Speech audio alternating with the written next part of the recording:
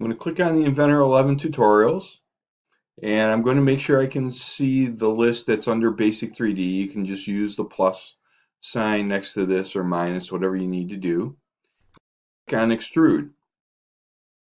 And we're going to draw a box first that's 2 inches tall by 3 inches long. And then what we're going to eventually do is we're going to extrude it.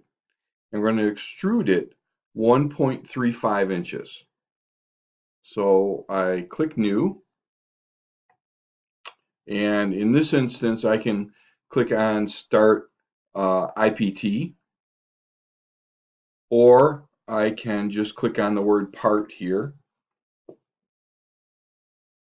I'm going to start a 2D sketch. And just to be a little different than what we usually do, I'm going to click on the XY plane.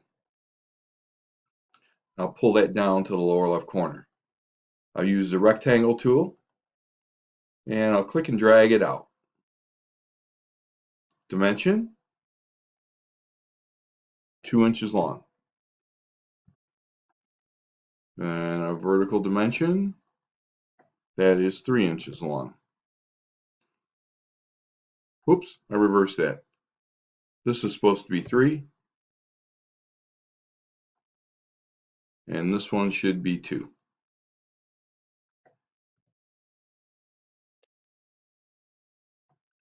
Now, I'm going to finish sketch, and I'm going to add a feature to this. These are 3D features when we make extrusions and such as that are on the 3D modeling bar. This is a feature. And I'm going to extrude this here in the dialog box 1.35 inches. And I'm going to say OK. Now I'm going to save this. I want to make sure that I'm on my H drive, and I have a different drive going here on my laptop, so I'm going to click on a little different drive than what you will, but you're going to use your H drive, and I'm going to type in the word